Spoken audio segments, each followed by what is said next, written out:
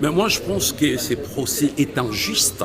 Aujourd'hui, pourquoi je dis ça injuste? Parce que le génocidaire Paul Kagame et puis l'air lobby, ils se sont préparés pour attaquer Charles Onana. Et nous, on est du côté de Charles Onana, nous sommes venus pour apporter notre soutien.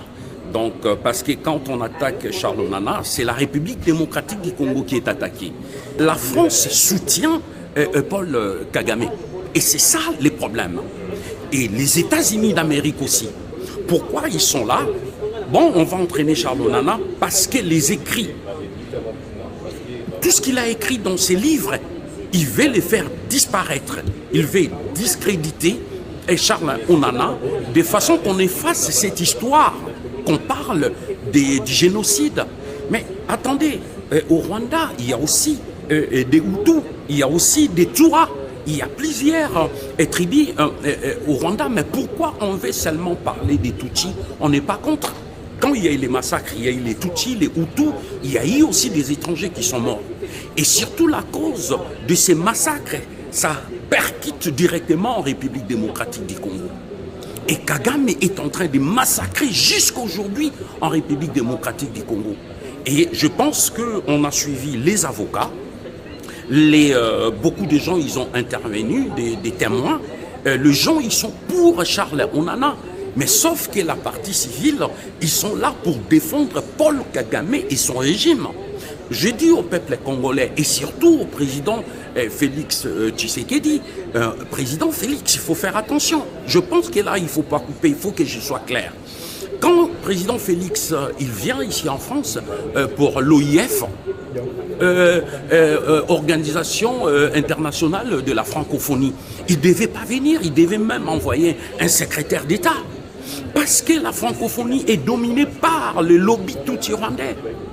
Aujourd'hui, les procès de Charles Onana, c'est encore le lobby tutsi-rwandais. Mais ces gens-là, la France est derrière Paul Kagame. Parce qu'on a suivi ici ce qui se passe au tribunal. Je dis au peuple congolais, faisons attention. On a beaucoup appris quand même qu'il y a une différence entre les Tutsis de l'intérieur à l'époque et les Tutsis de l'extérieur. Oui. Donc il faudrait, quand on parle de... est-ce que vous avez remarqué qu'on cherche aussi de criminaliser la résistance congolaise? On a mentionné ça 2-3 fois pendant le procès en disant que le langage négationniste de Nana est maintenant en train de s'entraîner dans l'Est du Congo. Vous avez remarqué ça, il y a 2-3 témoins qui ont dit ça, de l'accusation. Est-ce que ce n'est pas une manière de criminaliser la résistance congolaise en faisant semblant que votre résistance n'est pas contre une invasion du Rwanda, mais est contre les Tutsis ou une chose xénophobe, etc.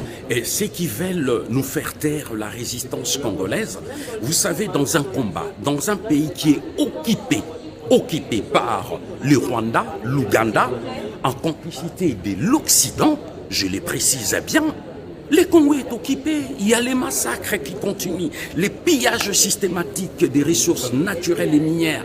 Il y a la guerre actuellement. Qu'est-ce que nous on fait? On doit résister contre l'occupation à l'intérieur de la République démocratique du Congo et à l'extérieur, comme nous sommes en train de le faire actuellement. Là, nous sommes au palais de justice de Paris pour défendre Charles Onana. Mais je dis, nous devons continuer à nous battre pour la souveraineté, l'indépendance et la dignité du peuple congolais. Paul Kagame, c'est un passager sur cette terre. Pour le moment, il est au pouvoir. C'est un criminel, c'est un génocidaire. Pourquoi au tribunal, il ne parlait pas de Paul Kagame? C'est lui la base, c'est lui le promoteur. On a parlé de celui qui a crashé, plutôt qui avait lancé les missiles dans l'avion où se trouvaient Abiyarimana et Kourouziza. Qui a tué ces présidents? Qui a commandité tous les massacres? C'est Paul Kagame. On ne peut même pas réhabiliter les Hutus qui ont été acquittés. On a appris ça ce matin. Mais le message que je lance, nous avons un problème entre la République démocratique du Congo et l'État. Je parle du gouvernement rwandais. On n'a pas les problèmes entre la population rwandaise et la population congolaise. Nous ne sommes que des peuples. C'est les dirigeants qui sont au-dessus, qui créent des guerres, des génocides, des massacres. Nous, depuis le procès il y a aussi des Hutus qui sont avec Charles Nana. On est ensemble avec eux. Nous sommes en train de se battre contre le régime de Paul Kagame et on continuera jusqu'au bout, jusqu'à ce que justice sera faite. Voilà ce que je peux dire.